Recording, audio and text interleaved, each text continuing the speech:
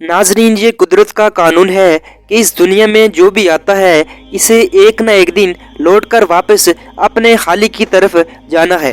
موت کا ذائقہ ہر شے کو چکھنا ہے۔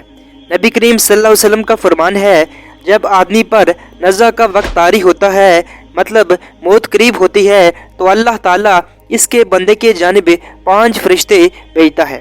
پہلا فرشتہ اس کے پاس اس وقت آتا ہے جب اس کی روح حلق تک پہنچ جاتی ہے۔ وہ فرشتہ اس شخص کو پکار کر کہتا ہے، اے ابن آدم، تیرا طاقتور بدن کہاں گیا؟ آج یہ کتنا کمزور ہے۔ تیری فصیح زبان کہاں گئی؟ آج یہ کتنی خاموش ہے۔ تیرے گھر والے اور عزیز و قارب کہاں گئے؟ تجھے کس نے تنہا کر دیا؟ پھر جب اس کی روح قبض کر لی جاتی ہے اور کفن پہنا دیا جاتا ہے تو دوسرا فرشتہ اس کے پاس آتا ہے اور اسے پکار کر کہتا ہے، اے ابن آدم، تو نے تنگ دستی کی ہوش سے جو مال و اسباب جمع کیا تھا وہ کہاں ہے؟ تو نے تباہی اور بربادی سے بچنے کے لیے جو گھر بنائے تھے وہ کہاں گئے؟ تو نے تنہائی سے بچنے کے لیے جو انس تیار کیا تھا وہ کہاں گیا؟ پھر جب اس کا جنازہ اٹھایا جاتا ہے تو تیسرا فرشتہ اس کے پاس آتا ہے اور اسے پکار کر کہتا ہے، اے ابن آدم، آج تو ایک ایسے لمبے سفر کی طرف رواں دواں ہے جس سے لمبا سفر تو نے آج سے پہلے کبھی طے نہیں کیا ہوگا۔ آج تو ایسی قوم سے ملے گا کہ آج سے پہلے کبھی اس قوم سے ملا نہیں۔ آج تجھے ایسے تنگ مکان میں داخل کیا جائے گا کہ آج سے پہلے کبھی ایسی تنگ جگہ میں تو داخل نہ ہوا ہوگا۔ اگر تو اللہ تعالیٰ کی رضا پانے میں کامیاب ہو گیا تو یہ تیری خوش بختی ہے، اور اگر تو اللہ تعالیٰ سے ناراض ہوا تو یہ تیری بدبختی ہے۔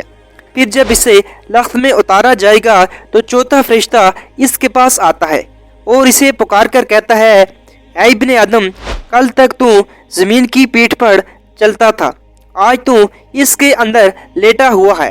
کل تک تو اس کی پیٹھ پر ہنستا تھا اور آج تو اس کے اندر رو رہا ہے۔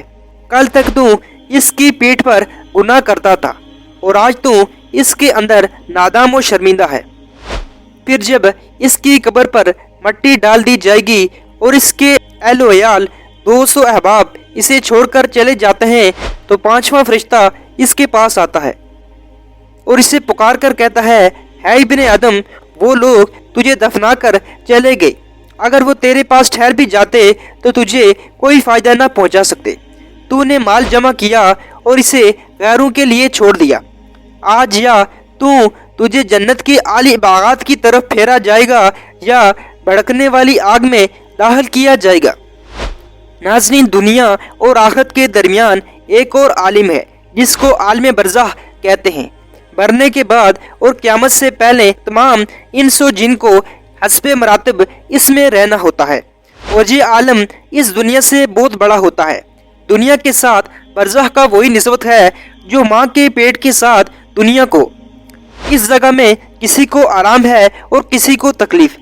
ہر شخص کی جنتی زندگی مقرر ہے اور اس میں نہ زیادتی ہو سکتی ہے اور نہ کمی۔ جب زندگی کا وقت پورا ہو جاتا ہے، اس وقت حضرت اسرائیل علیہ السلام روح قبض کرنے کے لیے آتے ہیں اور اس شخص کے دائیں بائیں جہاں تک نگاہ کام کرتی ہے اسے فرشتے ہی دکھائی دیتے ہیں۔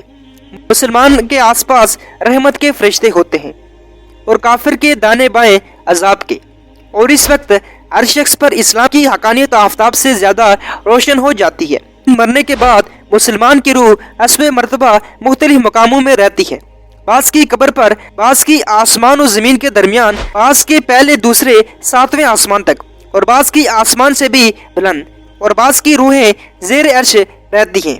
روح کو دیکھنا قرب قبر ہی سے محسوس نہیں۔ اس کی مثال حدیث میں یہ فرمائی ہے کہ ایک طائر پہلے قفس میں بند تھا اور اب آزاد کر دیا گیا۔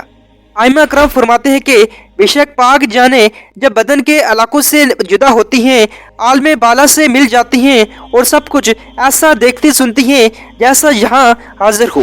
حدیث میں آتا ہے کہ جب مسلمان مرتا ہے اس کی راہ کھول دی جاتی ہے، جہاں چاہے جائے۔ ناظرین، جب دفن کرنے والے دفن کر کے وہاں سے چلے جاتے ہیں تو مردہ ان کے جوتوں کی آواز سنتا ہے، اور اس وقت اس کے پاس دو فرشتے اپنے دانتوں سے زمین چیرتے ہوئے آتے ہیں، اور ان کی شکلیں نہایت ڈراؤنی اور ہیبتناک ہوتی ہیں۔ ان کے بدن کا رنگ سیاہ، آنکھیں سیاہ اور نیلی اور دیگ کے برابر اور شعلہ زن ہیں۔ ان میں ایک کو منکر اور دوسرے کا نکیر کہتے ہیں۔ مردے کو جھنجھوڑتے اور جھڑک کر اٹھاتے اور نہایت سختی کے ساتھ اس سے سوال کریں گے۔ اگر مردہ مسلمان ہوا تو وہ اللہ تعالیٰ کے فضل و کرم سے اپنے سوالات کا جواب دے دے گا۔ ناظرین، یہاں ایک بات یاد رہے کہ اللہ تعالیٰ کا کلمہ پڑھنے سے ہی بندہ مسلمان نہیں ہو جاتا، بلکہ مسلمان وہ ہوتا ہے جو اپنی زندگی اللہ اور اس کے نبی کے بتائے ہوئے راستے کے مطابق جیتا ہے۔ لہٰذا ہمیں اس خوش فہمی سے دور رہنا چاہیے کہ ہمارے لیے صرف مسلمان ہونا ہی کافی ہے۔ انسان کے اعمال کے مطابق ہی اس کی جزا اور سزا کا فیصلہ کیا جائے گا۔ بس اللہ تعالیٰ سے دعا ہے کہ اللہ تعالیٰ ہم جیسے سو کال مسلمانوں کو راہ راست پر چلنے کی توفیق عطا فرمائے۔